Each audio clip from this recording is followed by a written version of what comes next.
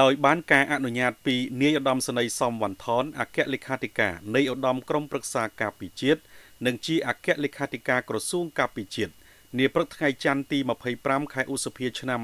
2026នេះមជ្ឈមណ្ឌលបណ្ដុះបណ្ដាលការងាររដ្ឋបាលនៃកងយុទ្ធពលខេមរភូមិន្ទបានរៀបចំពិធីបឋកថាច្បាប់ស្ដីពីរបបសោធននិវត្តន៍សោធនបាត់បង់សមត្ថភាពការងារអនុក្រឹត្យស្ដីពីរបបឧបត្ថម្ភចំពោះយោធិនពលីមរណៈបង្កស្លាប់បាត់ខ្លួនពិការនិងសេចក្តីសម្រេចលេខ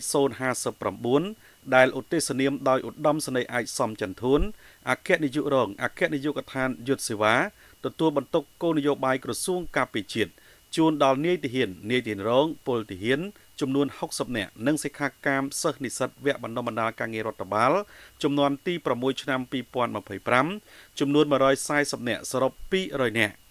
ជាកិច្ចស្វាគមន៍លោកជំទាវឧត្តមសេនីយ៍ត្រីសុកមនីនាយករងមជ្ឈមណ្ឌលបណ្ដុះបណ្ដាលការងាររដ្ឋបាលនៃកងយុទ្ធពលខេមរភូមិន្ទ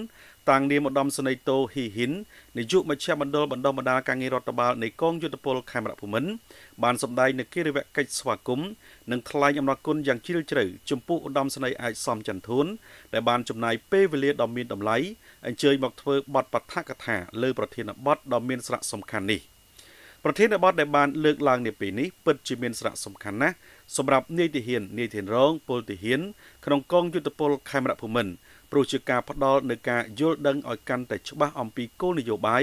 និងលិខិតបទកថាពាក់ព័ន្ធនឹងរបបសោធននិវត្តន៍របបសោធនបាត់បង់សមត្ថភាពការងារនិងរបបឧបត្ថម្ភផ្សេងៗចំពោះយោធិន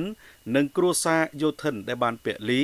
បាត់បង់សមត្ថភាពការងារបាត់ខ្លួនក្នុងបុព្វហេតុបម្រើជាតិសាសនាព្រះមហាក្សត្រលោកជំទាវនាយករងមជ្ឈមណ្ឌលបានបន្តថាបឋកថានាពេលនេះនឹងជួយពង្រឹងការយល់ដឹងផ្នែកច្បាប់និងគោលនយោបាយរបស់យោធិនគ្រប់រូបឲ្យកាន់តែមានភាពច្បាស់លាស់ក្នុងការអនុវត្តទូនីតិភារកិច្ចនិងការបំពេញបេសកកម្មប្រកបដោយទំនួលខុសត្រូវខ្ពស់ព្រមទាំងបង្កើនជំនឿជាក់ចំពោះការយកចិត្តទុកដាក់របស់រាជរដ្ឋាភិបាលចំពោះកងយុទ្ធពលខេមរភូមិន្ទ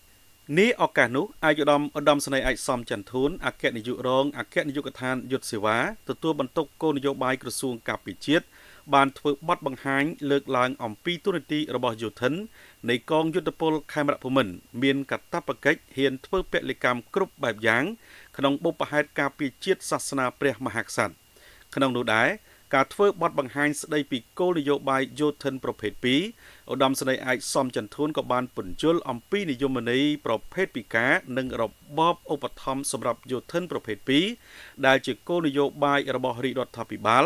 ដើម្បីគ្រប់គ្រងដល់ការលះបង់របស់ពួកគាត់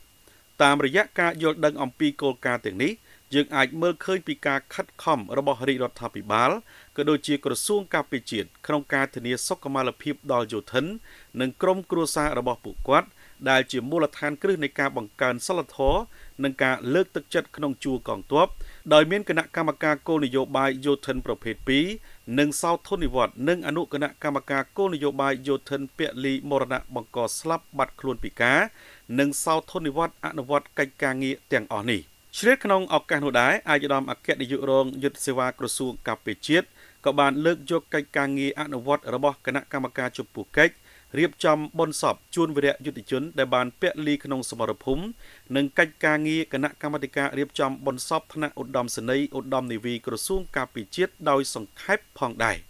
អាយរដ្ឋបញ្ជាក់ទៀតថាគោលនយោបាយយោធិនប្រភេទ2មិនត្រឹមតែជាការទទួលស្គាល់ការលះបង់របស់យោធិនប៉ុណ្ណោះទេប៉ុន្តែថែមទាំងជាយន្តការដ៏សំខាន់ក្នុងការគិតគូរដល់ក្រុមគ្រួសារនិងធានាសុខុមាលភាពសង្គម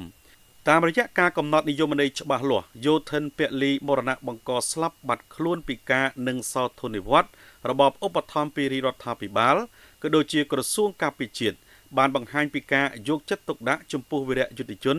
និងយោធិនពលីហើយការអនុវត្តគោលការណ៍ទាំងនេះនឹងជួយពង្រឹងស្មារតីនិងការលើកកម្ពស់គុណតម្លៃនៃការបម្រើជាតិមាតុភូមិកម្ពុជា